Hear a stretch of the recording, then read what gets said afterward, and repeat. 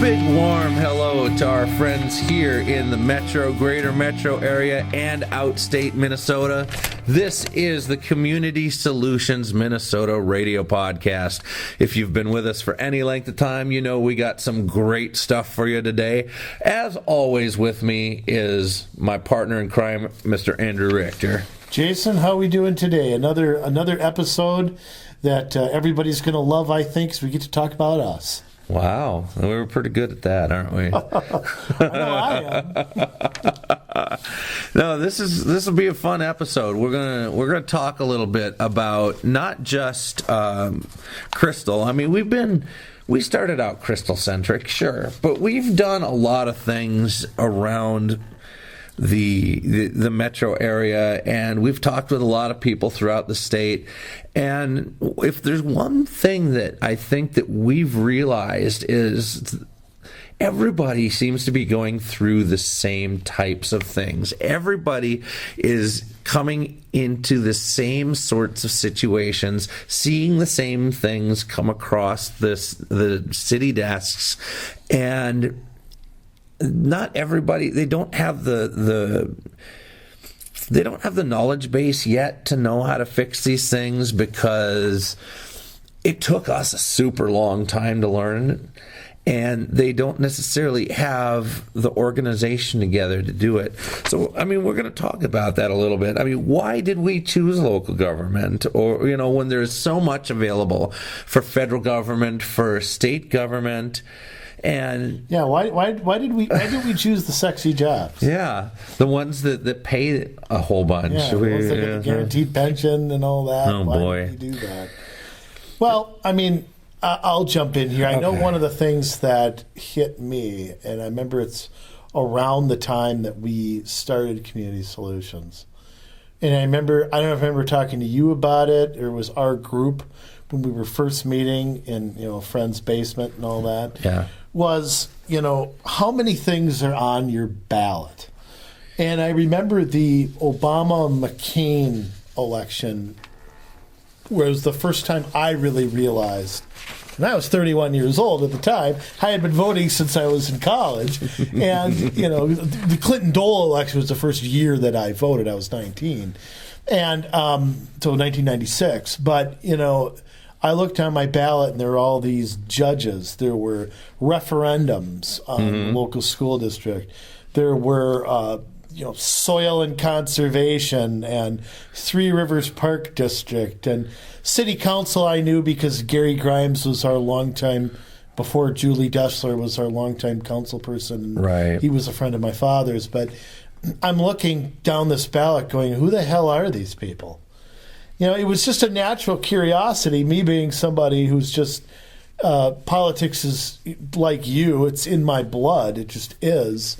And I looked at my ballot like, I voted for more people that I didn't know. Sheriff. Oh, that wasn't up that year. Yeah. But it was up in 2006. It's an odd year. It's a non-presidential year.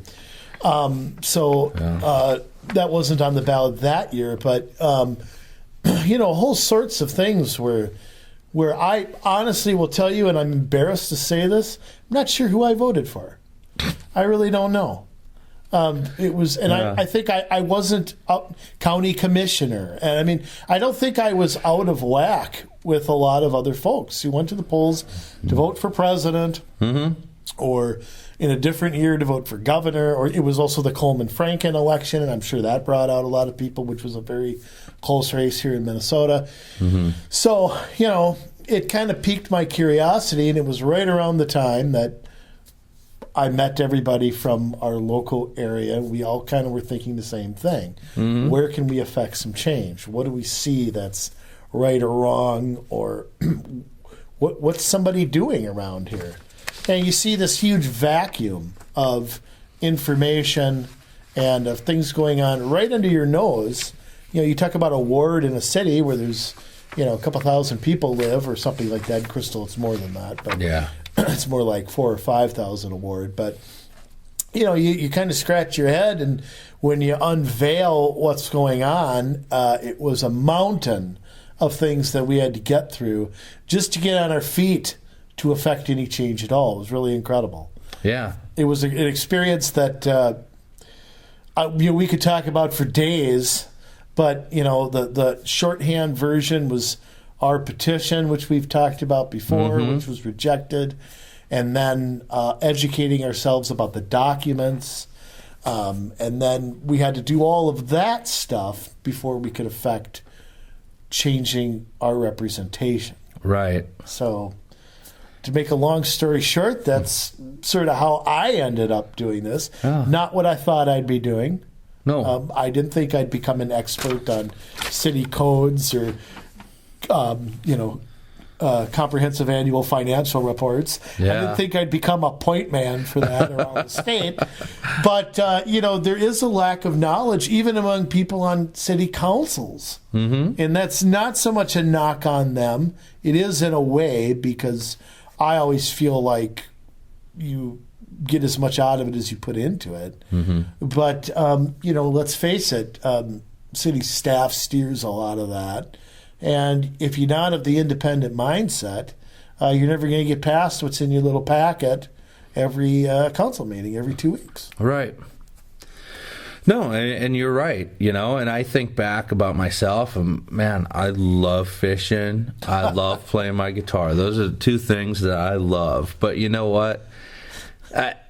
Politics, local politics especially, it's in my blood. I'm a competitor, and so that's part of it from the get-go. It's like, I got an opportunity to win, let's do it, but I really didn't care about local politics. I cared about fishing. I cared about playing my guitar. I cared about my family, all that stuff. And like everybody else, at least, a lot of people I know, that's their value system.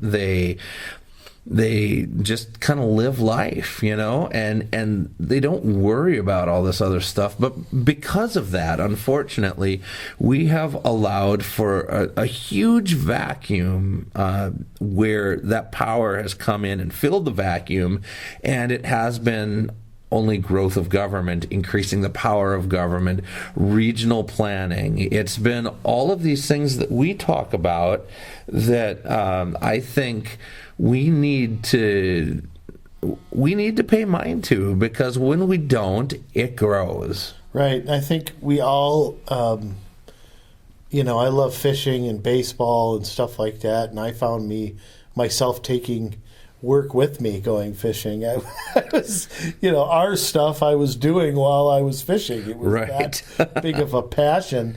I also think we all owe it as Americans to pay attention. And you're right that people live their life and they're family-centric and they have their jobs. And typically we don't get involved locally unless there's something that affects us.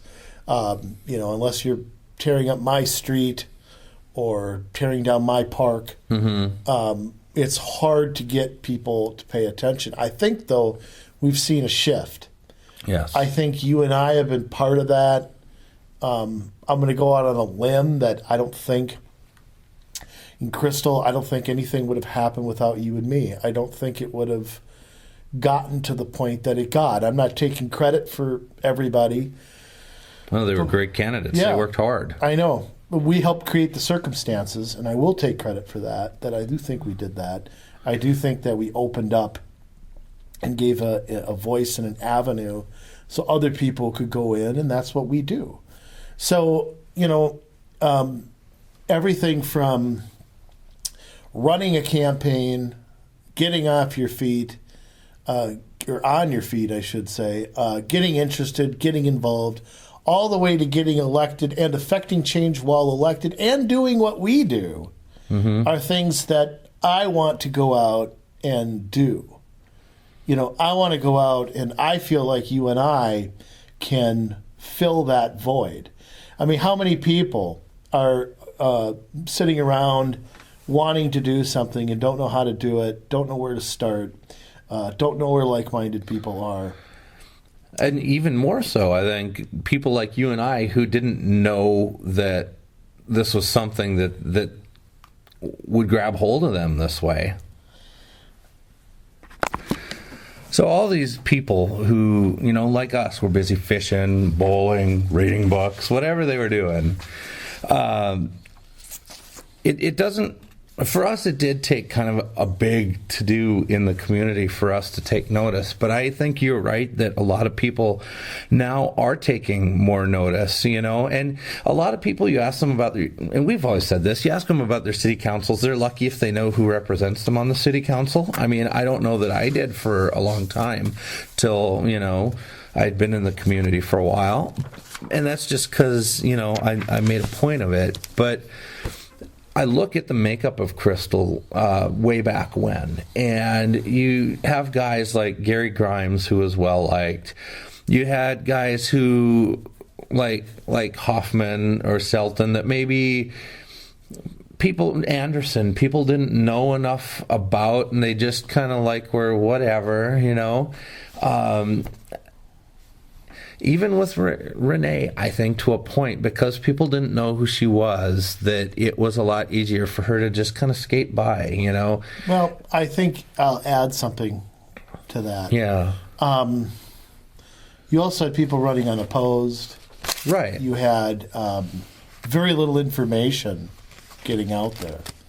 That's one of the things I think that we did so well on the blog and on television, was explain to people what was going on. Once people realized who these people were and realized their temperament and realized their viewpoints, everybody you just mentioned was, except Gary, who left because of an illness, and Gary was a decent guy, but they were all voted out of office. I mean, the first time somebody organized against them, and, unfortunately, their attitude is that those seats are their possessions, and we came in and stole it or smeared them. Or I always say they did it to themselves. I mean, they can blame me or you as much as they want to, but ultimately, you and I cast the same amount of votes as anybody else.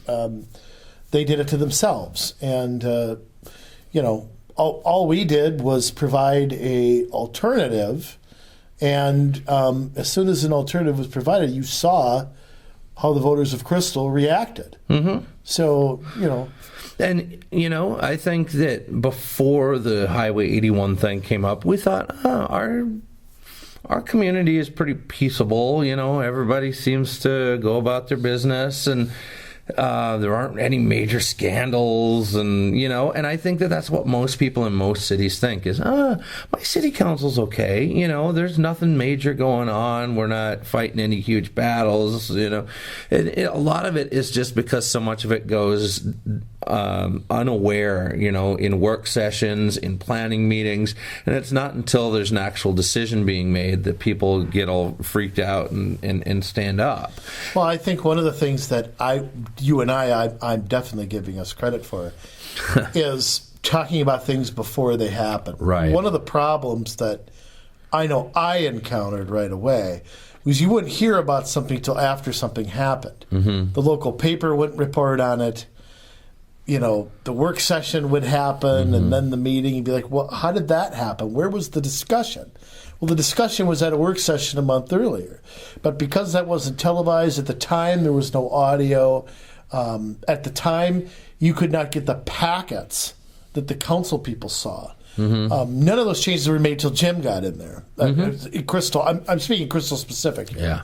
So there's that aspect too, and I think some of it goes by.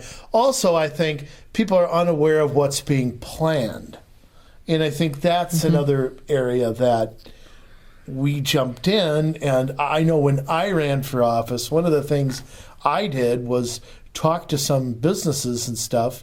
And businesses are tricky because a lot of business owners don't live in the city that their business is in, and everybody's their customer, and sometimes they're reluctant. Yeah. But I said to some business owners, do you know the city is planning to, it's it right there in black and white, to get rid of your business and put up high-density housing here? That's their goal, or whatever you want to call it. And some of them were just shocked. I mean, they had no idea. Their lifeblood, their small business was targeted as a land use, which we've talked about in our comprehensive plans episode. But, and these people were completely unaware. Same thing happened to me when they were doing County Road 81, and I went up and down where those businesses used to be over by Becker Park. Yeah, and you had the new road put in. What did they call it? A gateway road or something? No, a backage road. Backage road. Yeah. You lost your buffer to County Road 81 with that change. I did. Yeah, I mean, and I know for me, one of the things, and I hate to say it, and you and I have talked about this before, but the night our petition was rejected, and we won't rehash that story, but and the now former mayor, what she said to me about, if I don't like something, go move to the middle of nowhere. I can tell you, I walked out of there with, we're gonna change this here. Yeah. And I've always wondered over the years what would have happened had the council's reaction been different. What if the council had said, whoa, hold on here. We've got a group of people that are upset. Whoa, hold on. Let's rethink this. Even if they would have, and I know that Mayor Adams and the current council, that's how they would react. They would have reached out to a group like ours and said, okay, hang on, guys. Come on to the next meeting and lay out something, or come to listening time, or whatever they call it in Crystal. Yeah. I can't remember that they do it every month, but where you come in and you can have a one-on-one with citizen input. Yeah, it's they can only have 3 people because they can't form a quorum, but usually Ann's there and maybe John Sutter and somebody else from city staff. Stephanie might be there. But come here and let's have a little discussion. And I know that's what they would do today. With them, it was like, well, screw you. And I've just always wondered if their attitude had been different. What would you and I have done? I think you and I would have still educated ourselves, but I know for me, I want to have been as determined as I would have to say, all right, we'll see. Yeah. We'll see. We'll see who has the last laugh here.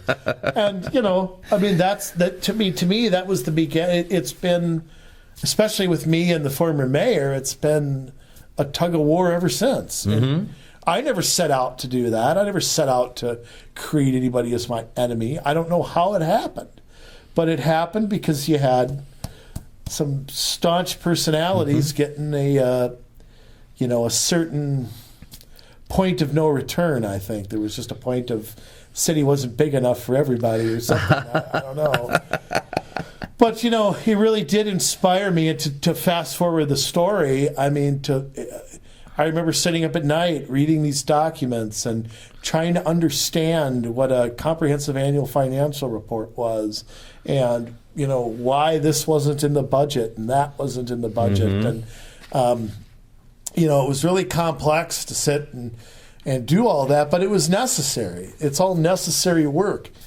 You don't understand, you're going to look like an idiot talking. And so it was important to go through all that stuff. And it was important to do our blogging, even if it got us a little, made waves. And it was important for us to do TV and to have those roundtable discussions, because there's no outlet for anybody who disagrees with the city council. They have, it's not like it is at the federal or state level, where there's a million radio shows and a million TV shows and 24/7 cable news, 24/7 social media. It's not like that around local government. No.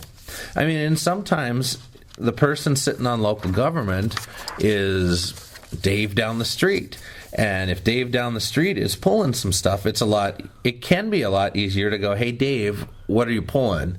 Or, it's a lot easier. I think it's even easier to just disregard it altogether and just be, it's just Dave down the street. I trust him. And that's where we get into some of that trouble, and why it was so important that we did that study and that we held these monthly meetings until we got out and we learned these documents and the blogging, the podcasting, the cable access TV, hosting the events out in the community that we did, the forums. And I'll take it a step further, the breaking of news stories. Yeah. The splitting up of West Metro Fire is a story that we kind of helped break. largely because, well, I'll just say it, I had a source. Yeah. That was not on the council, but I had a separate source. We broke the story about them trying to get rid of the citizen representation on the West Metro board. Mm-hmm. That was the board trying to do that. They wanted to reduce the members and kick them off. We broke the story that, the councils were appointing themselves as citizen reps. I don't remember reading that in the Sun Post anymore. Oh, no. We broke several other big stories in my book around the Crystal City Council trying to get with the 281 group, which I'll just say it. I had a source in there too, and I knew what the city council candidates in 14. They knew they were getting pelted by us. Yeah, they knew they were in trouble, and they didn't act like people who were winning by 15 points and were losing by a lot. But those are things that 10 years ago would have never gotten out there. Yeah, or with Hoffman, I mean, nobody ever would have heard him say that your cash, I'm borrowing. That's what lost him that election. And it was also the taped work sessions. And we got our information. But you from keep there. that in mind. Yeah. No taped work session. He's got plausible deniability. Plausible deniability, and I believe he still has that seat. Yeah, well, maybe. And I mean, there's that. The fact that Renee, when she was, the first time she was running for mayor, she went around telling everybody, that she got asked point blank, I heard in front of me, I heard that you are in favor of tearing down the airport. Oh, no, I don't. I love the airport. I want the airport to stay. I go online. I find minutes from a Met Council meeting for the Metropolitan Airport Commission, and it's nothing but Renee saying how much she wants to tear down the airport and how unsafe she thinks it is. Yeah. We broke that. Yeah, that's true. We also broke the fact that it's still in our comprehensive plan. Mm-hmm. I mean, it'll be rewritten this year.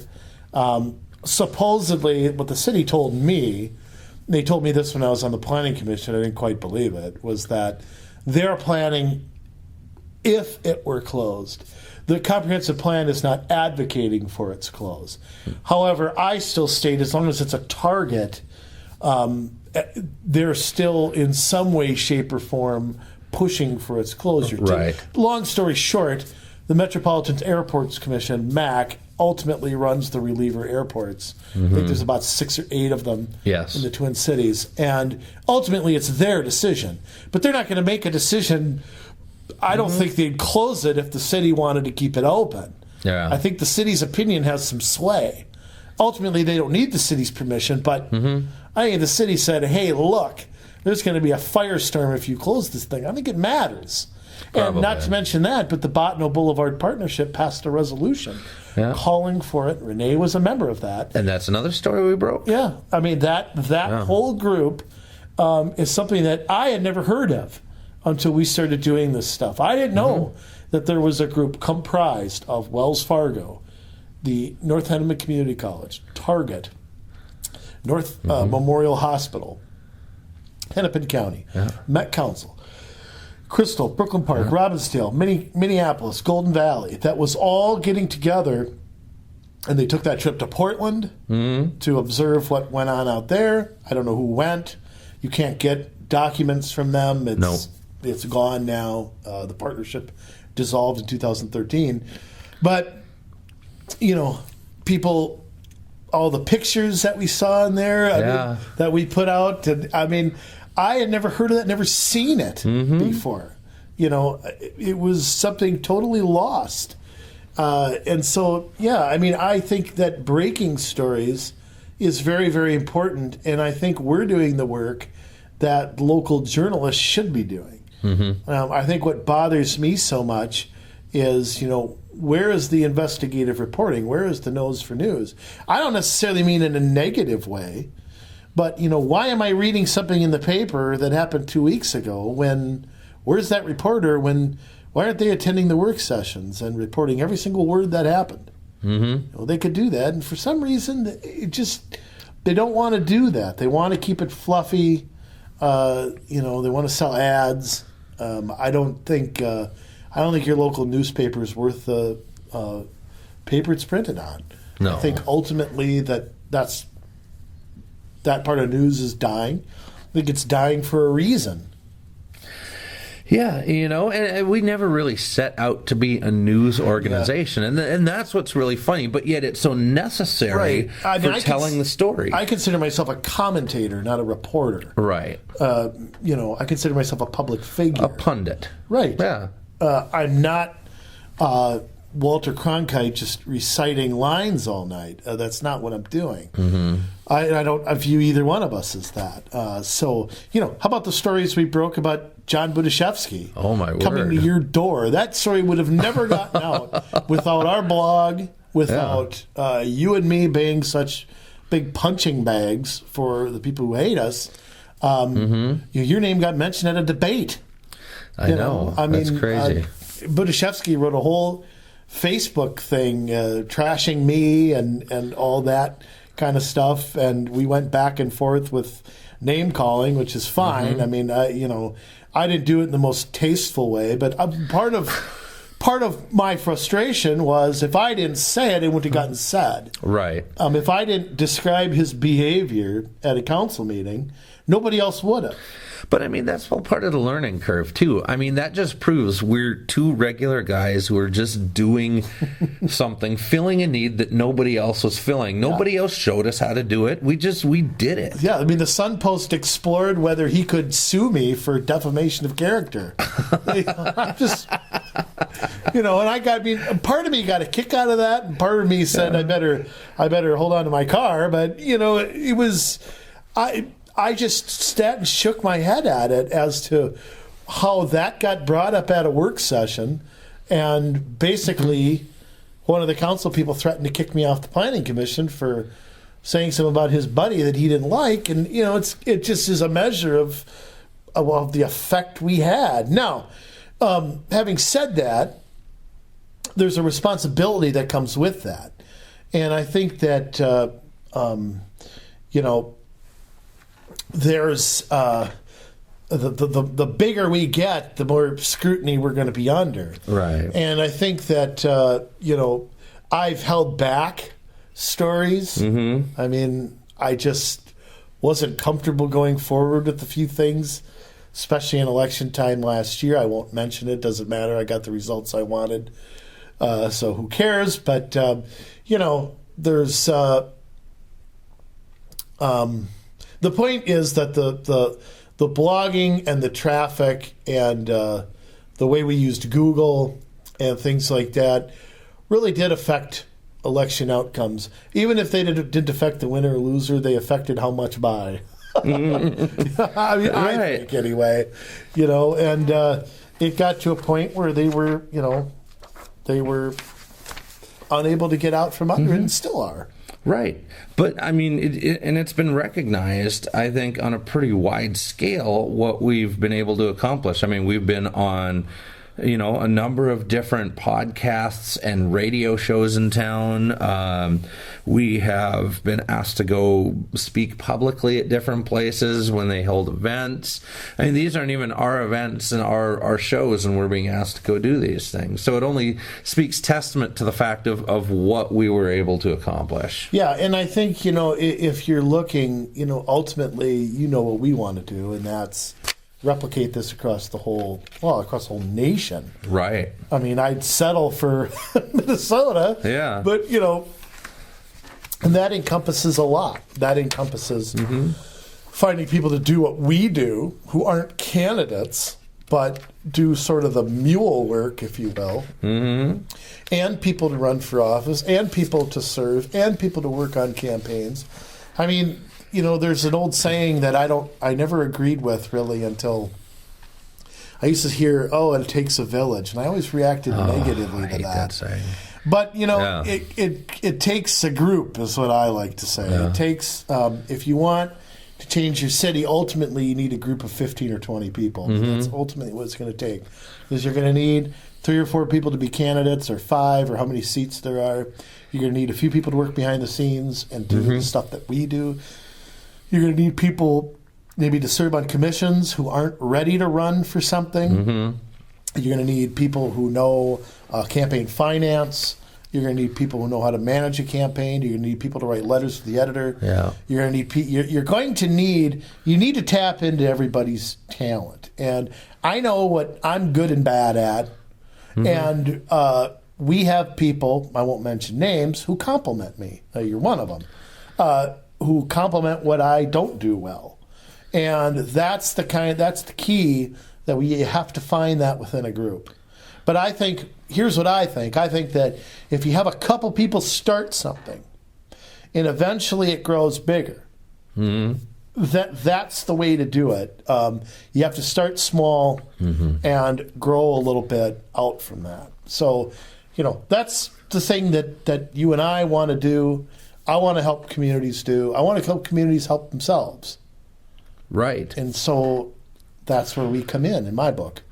Yeah, and I think there is so much benefit from focusing on local politics, and I think that we have done ourselves a great disservice from not focusing on local politics, and by only focusing on state and federal politics, it has left us with a vacuum at the local level where, we may have at the federal and state level, we may have people that legislate a certain way, but then at the local level, because nobody's paid attention to it, you've got people fighting against them all the time because you have people of a different persuasion, people that have been focused on those types of elections that have filled them all up. And I'll tell you, the other thing is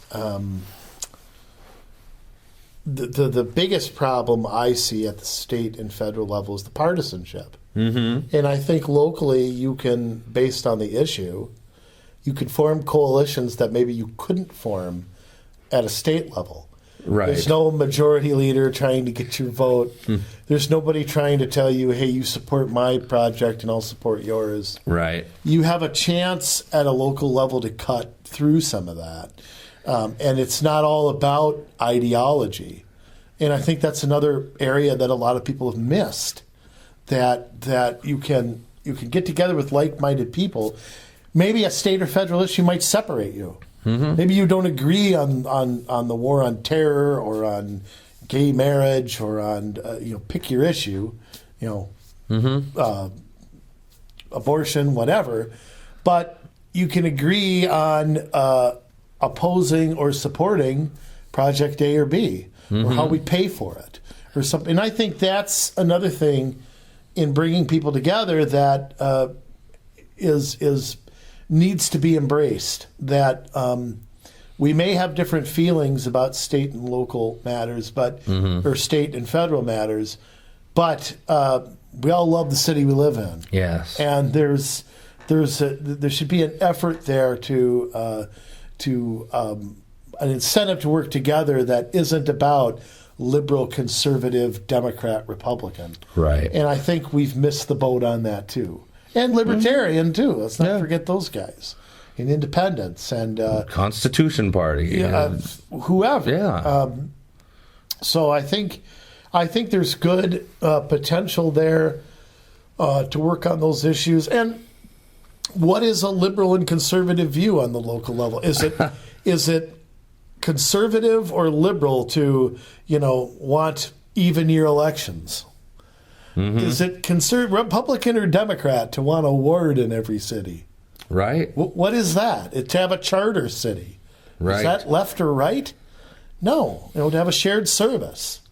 To have a clean park or a safe school. Speed limits. Or speed limits or sidewalks or anything like that. Or an improvement to the Little League field. Whatever. I don't see that as the left versus right thing. No, and in going back to our story, I mean, that's a really important thing to note. I mean, the people who we had helped, the people that now run and govern in Crystal, they ran as, hey, I'm your neighbor.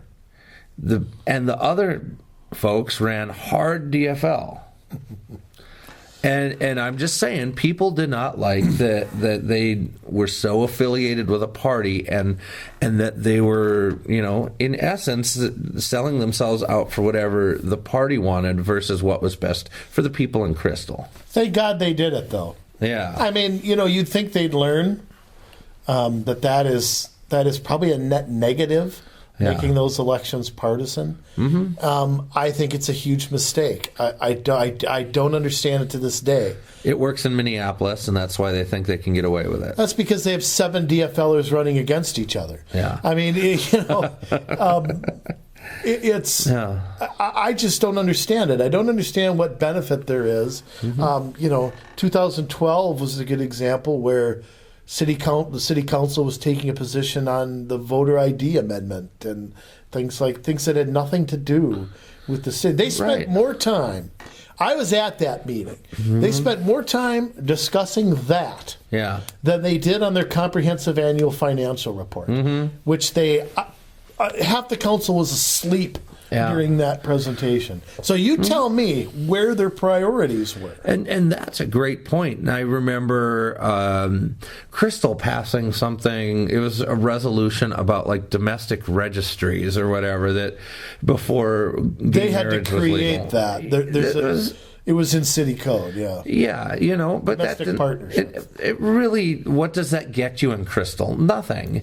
So, and also like out in the Bay Area now, there's a number of cities, the Bay Area, meaning not Wayzata Bay or Grays Bay, but out in San Francisco, that are passing resolutions to impeach the president. Yeah. What is that going to accomplish? Focus on your budget. California is underwater almost physically and definitely financially. Why are you passing resolutions on impeachment of a president? I have no idea. I don't know what they're thinking, but again, it's up to the voters there to get rid of those people. I mean, ultimately, they're going to do that stuff if they're reelected. Word out to the people in the San Francisco area. You can email us with 2 M's, comsolutionsmn@gmail.com. We'll help you get rid of those guys. Well, we went through that with the Iraq War. We went through that with, like I said, with the amendments here. And in fact, Golden Valley I can't remember what year, considered in a resolution endorsing Keith Ellison for another term. I don't think it ever went to a vote, but they've endorsed school referendums. I mean, it's really incredible the kind of things they stick their nose in. One of the great things in Crystal, one of the first changes they made was we are not going to do that. We're not going to take opinions on pending legislation. We're not going to make political statements. We weren't elected to do that. Right. That's the new council. I mean the new 2015 council. Right. I mean, Mayor Adams and some other people wanted to do that beforehand, but didn't have the votes. So, but that's big too. I mean, it's cities have enough to do. And you know what? If they don't have anything to do, they can resign and give their paycheck back. Yeah. If that's what you're spending your time on, you're useless, and you can quit and you can go basket weave for the rest of your life. I don't care.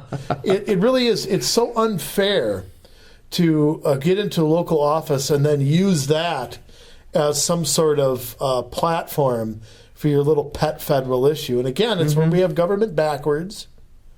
It's where we have everything wrong-headed on state versus or what the local government's supposed to be doing. I want to go back to the documents real quick because we have to make this point. One of the things that really was confusing at the beginning is the budget and the comprehensive annual finance. I mean, we're going to do a show on it at some point, I'm sure. Yes. But like one of the things we discovered, and we said this on Jack and Ben's show when we were on with their podcast, was how much money is really tied up in the city. I mean, in how many funds they have and where this goes and this is, and their water fund and their capital improvement fund and their major building fund and their street reconstruction fund and their bonds and their, I can't remember the account that they buy police cars and fire trucks and that stuff from, and where that is and how they account for it.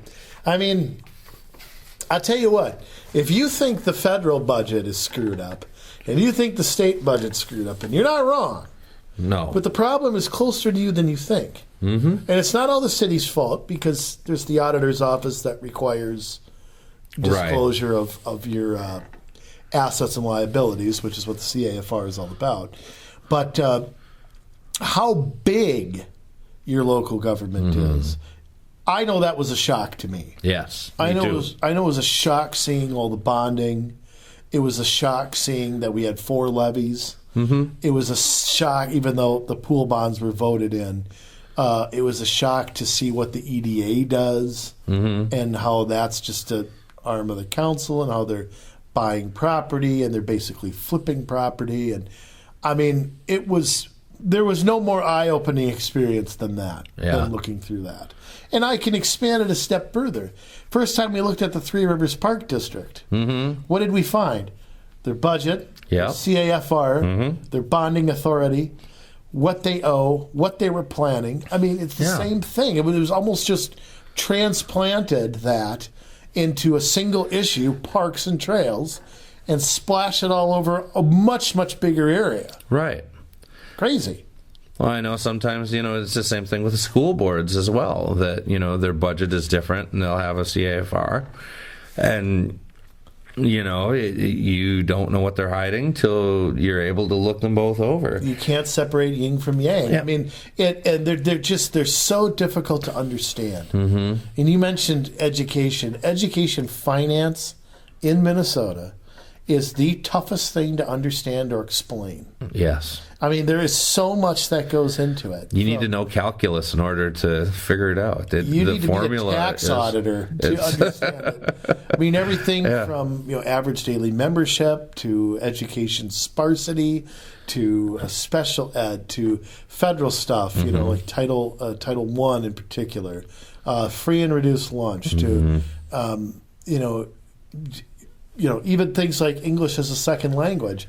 Most people don't know that's 3 programs. Right. That's not 1, there's 3. Choice is yours. Choice is yours. All of these things. Yeah, and how charter schools fit into that, because charter schools are kind of a quasi, they're kind of a mix of public and private. Right. They're publicly funded, but their charter separates them a little bit from a lot of them become magnet schools, and that's how they've survived. But and what your counties do. I mean, Hennepin County, don't even bother looking at their financial information. I mean, from their railroad authority to their housing authority to everything that they're involved in. 7 people control nearly a $2 billion budget. I mean, state of Minnesota spends $36 billion. That was the last biennium, so that was over 2 years. Yeah. Hennepin County spends $2 billion a year. One county. I mean, it's crazy. So, and you might say, well, isn't should the money be closer to you? Yes, but that doesn't get the attention that the state budget gets. No, and you mentioned earlier, state budgets are all screwed up. The federal budgets are all screwed up. Why do you think that is? Because we keep putting the focus on the state level, federal level offices. People should be able to first figure out how to do a budget at a local level, and then only once they really understand that and do a good job with it, then be allowed to go figure out a state or a federal budget. True. We got to fix that through the election process. But part of the problem at the local level, and I know we're planning to talk about this in the future, is the budget process. The budget process really needs a lot of reform. Yes, it does. Basically, just to make a long story short, the state requires what's called a preliminary budget to be passed in September. All municipalities have to do that. That's school boards, counties, I mean, you name it. That is what's called the max levy. Then they can lower that, but they can't increase that. They have to finalize that by December. Now, here's the problem. What the biggest problem is they figure out what they want to spend, then they figure out how they're going to get it. Right. The opposite of how you do anything. I don't go around the house and gather up my expenses and give my boss a bill. No, I take the money I'm being paid, then I figure out how I'm going to spend it. Zero-based budgeting Exactly. is another problem. Everybody should start at zero. The problem is here's what we spent last year. There's the floor. Let's add what we want. They assume they're entitled to that. And then if they don't get what they want in an increase, they call it a cut, even though they're still getting more money than they got the year before. Right. That's one of the little games played. And you can't prioritize. Mm-hmm. How does a local community prioritize if everything's a priority? If everybody gets the same as last year as a baseline, how do you create a priority then? Mm-hmm. And we all know what it should be at the local level. It should be police and fire one, probably roads and sewer and things like that, even though I'm one that believes in freedom of choice when it comes to water. Mm-hmm. We're sitting on wells in Crystal that we can't use. And then parks. And then, to me, everything else is a choice. I mean, that's how I see it. I see a pool as a choice. I see a community center as a choice. Yeah. I see a pavilion at Brooklyn Park that's only used when you play at it.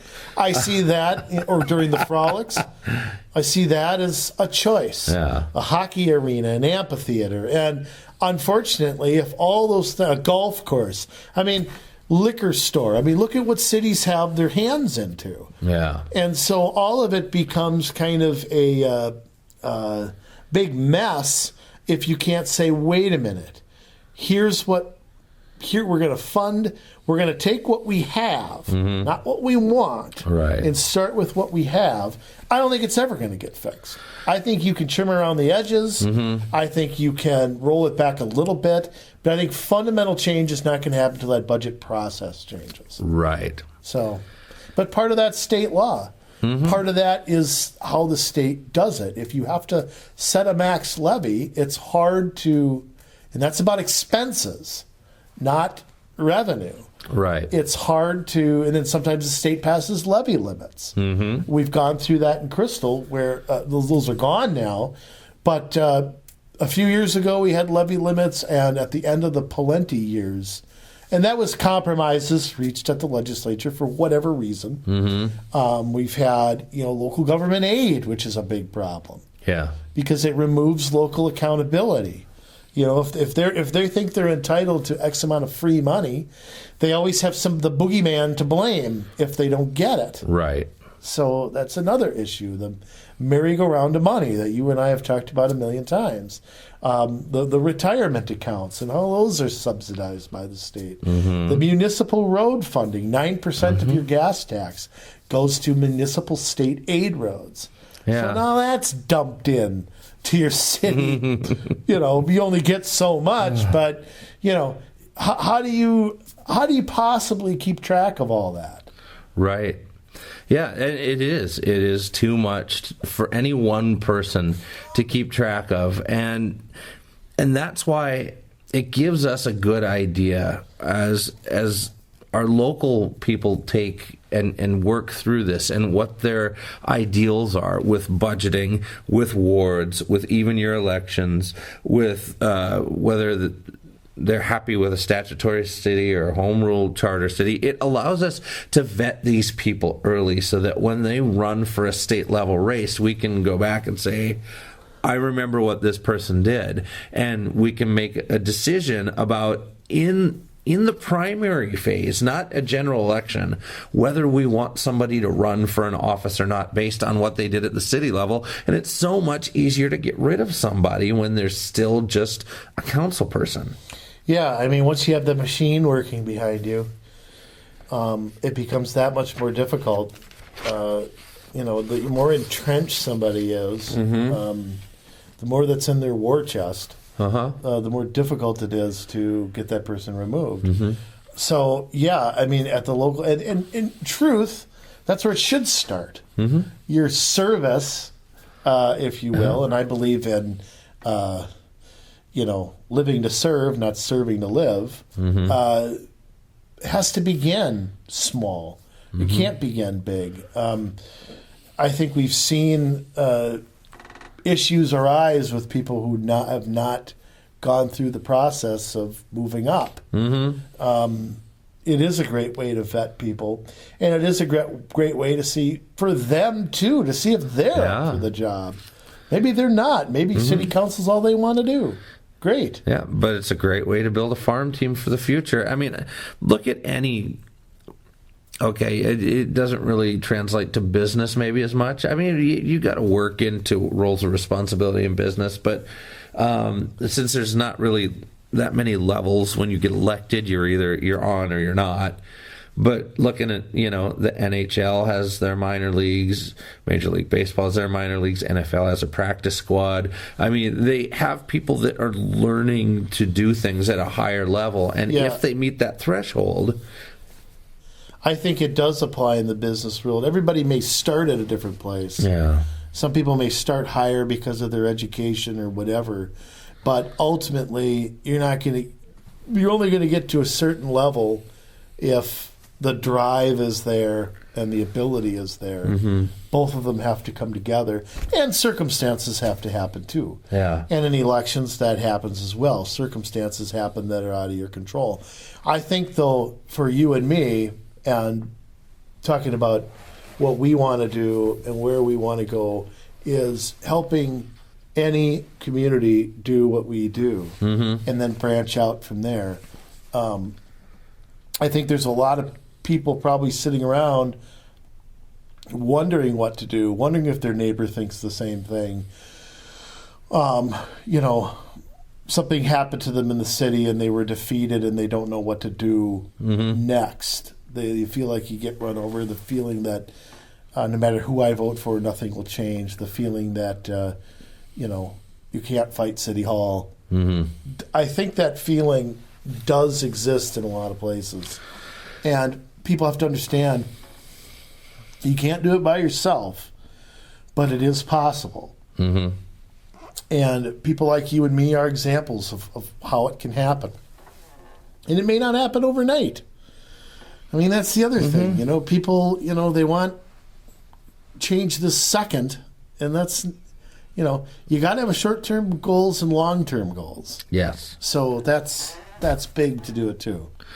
Absolutely. And so as we look into our role as what we've done in Crystal, what we've been able to do in helping people in some other places around the metro win or come close to winning in their races, and looking at greater Minnesota, looking at getting into the metro,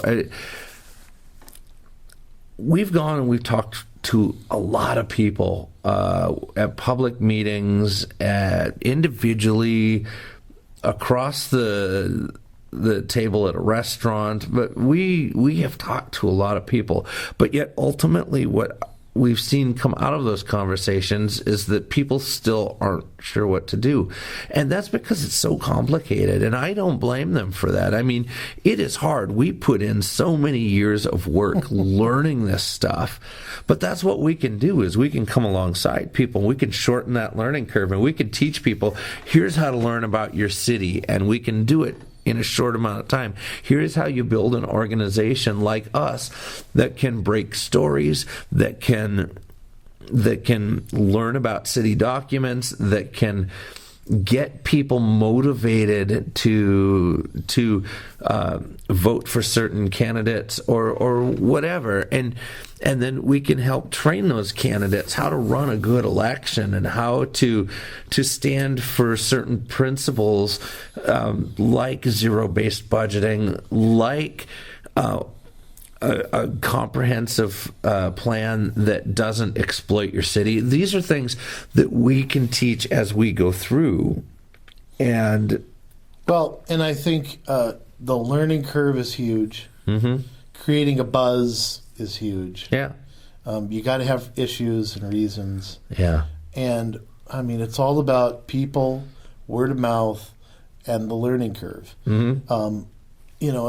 If 8 or 9 years ago I could have hired us that we are now, yeah, I would have done it.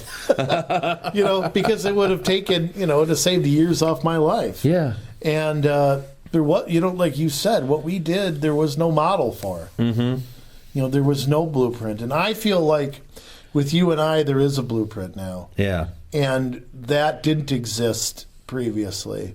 And I think you and I know how to do this. We know how to break stories. We know how to create a buzz. We know how to find quality candidates. We know how to study these documents. We know how to teach it. Mm-hmm. And those are things that that they cross political parties. They cross ideologies. Everything that the federal government is pushing down, that the state government is pushing down. It's a lot to swallow. And I think you're right. I think there's a desire in a lot of places for change. There isn't either the manpower or the hours or the just the amount of work that's in it is just too daunting. You have people working at cities, working round the clock, pushing this and that. Yeah. Where the rest of us have a life to live. And so how do we do that? You and I need to help people break that down. Yeah. And I think that's beyond critical. But the learning curve's big. If you don't know this stuff, even if you get into office, it'll take you a year to learn it. It just does. I mean, it really does. I mean, everything from bonding to understanding the budget to understanding zoning and things like affordable housing and density of populations and how things are funded, state with state fed grant money, how that's doled out, and how your police force is run. I mean, you just it should. I'll put it to you this way: City of Crystal, the city is the fourth largest employer. Think about that when you think about taking. I don't want to say taking it down, but that's what you're up against. I mean, a lot of times is that it used to be number 5. It was number 5 before Thriftway closed. So now it's the fourth largest employer. I mean, that's big. All the people working there, tough to take over. Yeah, absolutely. But say we come along and we help set up an organization. We help you guys learn about your area. We help people get elected. We can even come and consult with city councils on issues like comprehensive plans, Minnesota Green Step, ICLEI, transit-oriented development, housing, budgeting, all of this. I mean, these are things we've studied, and we can help you. Did you say ICLEI? Yeah, I did. Geez. Yeah, I'm sorry. But, that's just the thing. I mean, Green Step was another great example of a story we broke. What did the city council get? They got a 2-page Cliff Notes. Yeah. We were the ones who dug into it. Yeah. We were the ones who got people to a meeting. We were the ones that helped defeat it. Yeah. You tell me that would have been defeated without you and I there. Absolutely not. Not a chance. Nope. So, I mean, it was... First reading, it would have passed. Right. And it was a total team effort. And, but that's the kind of thing. How many city councils out there are joining Green Step without spending 10 minutes looking at it? Yep. I mean, how many cities are taking marching orders from the League of Minnesota Cities? Oh, well, this city's doing it. So I guess we should. Right. Monkey see, monkey do. So how much of that's going on out there? How many people think state money, county money is free money? A lot of them. Yeah.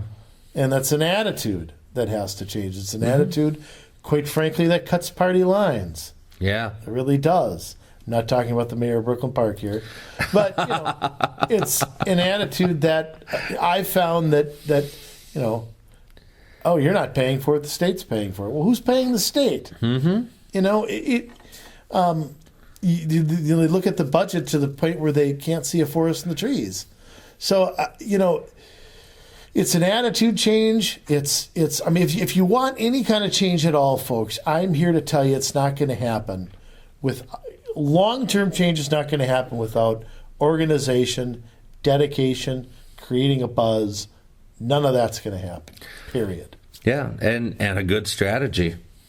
Absolutely. And which we've been able to execute a very good strategy, I believe, that has been repeatable Right, and it's our secret strategy. Yeah. We've got to. We don't tell everything. No. It's like I always give you credit for teaching me everything I know about local government, but you didn't teach me everything you know.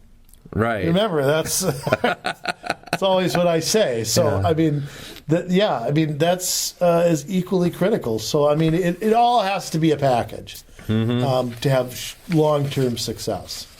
So my message is: you call us up, you bring us out. We can help you.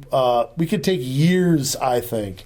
We could take years off this process. I think so too. I mean, it took us 3 election cycles. I think that we could start seeing changes in 1, Right. And definitely within 2, we can see something flip. Some of them, I bet we can see flip within 1, especially if you have 3 out of 5 up, something like that, and you've got some issues in your city. I think that that's easily winnable within 1 if you've got the right candidates. Right, and that's that's another thing too. I think we need to mention. Some people are meant to do what we do. Some people are meant to be candidates. Some people are meant to volunteer. Some people are meant to be work behind the scenes. You got to know where you belong. You got to know that. It's believe me. I mean, would I like to be the mayor of Crystal? Would I have loved to have that position? Yes.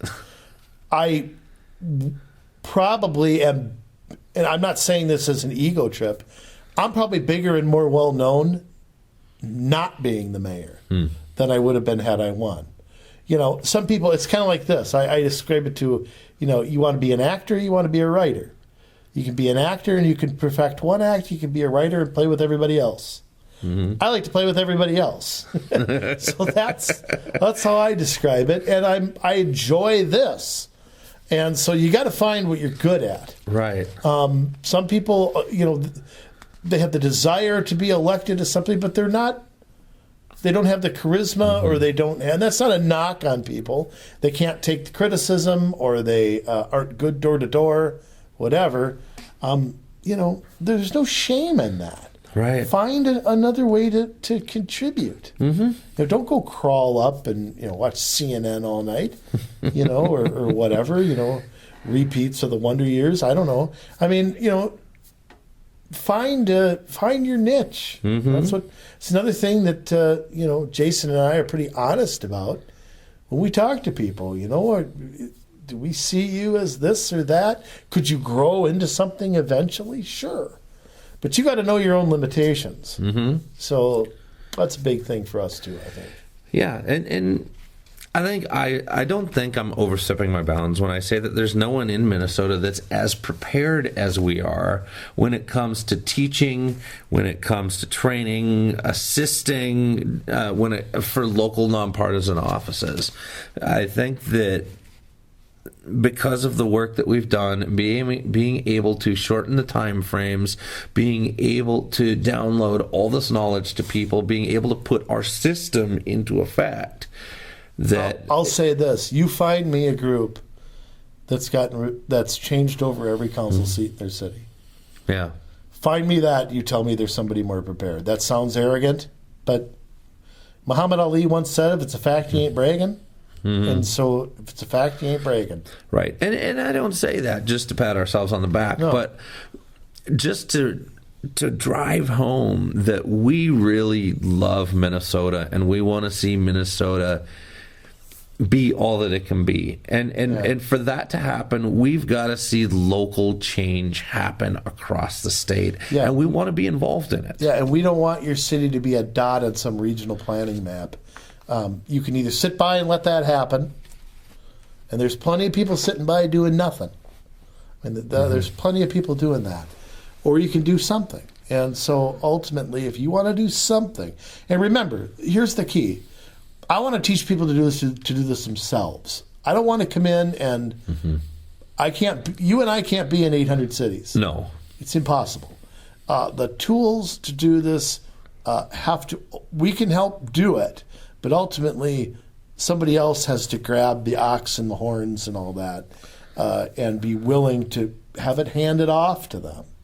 So that, ultimately that's where it's going to go, if it's going to go anywhere. Absolutely.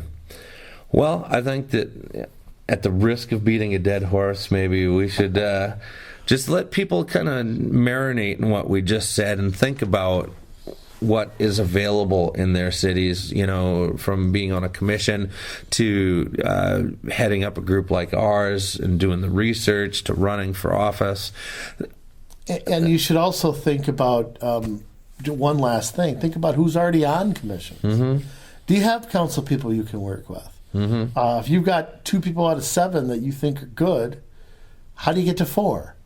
If you've got somebody already serving on a commission who you think might be good at something, how do you get that person to run? Mm-hmm. You may not be at ground zero like we were in Crystal. Right. You may not be there, and you don't know it. So that's another thing. Take the initiative before you talk to us. Just say, attend a council meeting. Here's what I see, and if you could start from higher up, you have it. It's that much less to do in the future.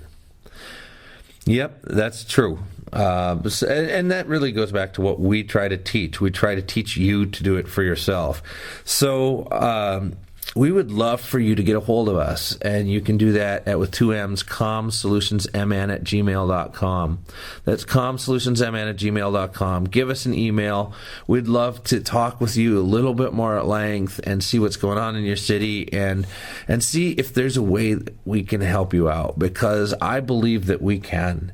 And I believe that together we can build a number of organizations across this state that are going to repair the backward sliding that has been occurring from year to year to year to year, and we can stem the tide of budgetary growth and growth in transit and regional planning, and we can help. So don't be afraid to reach out to us. Again, comsolutionsmn@gmail.com. And I think that does it for this show, Andrew. Signing off again. Another beauty in the can. Oh, was it ever. So with that, have a great day or evening, and we will catch you real soon. Goodbye.